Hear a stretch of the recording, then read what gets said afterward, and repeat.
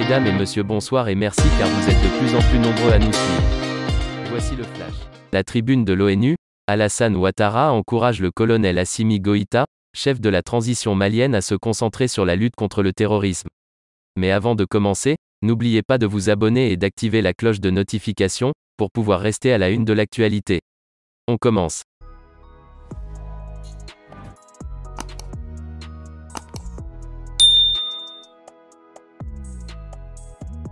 La déclaration intégrale du président Alassane Ouattara à la 77e session de l'Assemblée générale des Nations unies placée sous le thème « Un tournant décisif, des solutions transformatrices face à des défis intriqués ».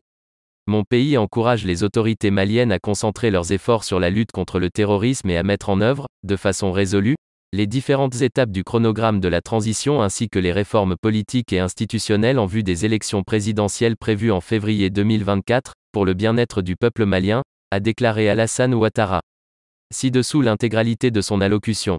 Je voudrais, tout d'abord, vous féliciter pour votre brillante élection à la présidence de la 77e session de l'Assemblée générale des Nations unies. Je vous souhaite plein succès dans l'accomplissement de cette haute mission. Je tiens également à adresser mes sincères félicitations à votre prédécesseur, M. Abdullah Chahid, pour son leadership remarquable et sa gestion efficace de nos travaux lors de la session écoulée.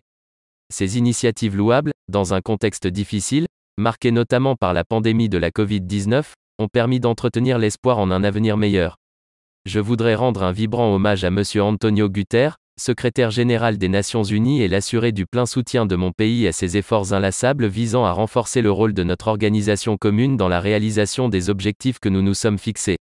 Monsieur le secrétaire général, tous mes encouragements vous accompagnent, notamment dans la mise en œuvre des propositions pertinentes contenues dans votre rapport intitulé « Notre agenda commun, NAC ». La Côte d'Ivoire se félicite des succès majeurs obtenus dans bien des domaines par l'Organisation des Nations Unies depuis sa création. Dans ce cadre, mon pays voudrait remercier le Haut-Commissariat des Nations Unies pour les réfugiés, HCR, qui a déclaré, le 30 juin 2022, la fin du statut de réfugié ivoirien. Je saisis cette occasion pour saluer l'excellente coopération entre le HCR et mon pays. Toutefois,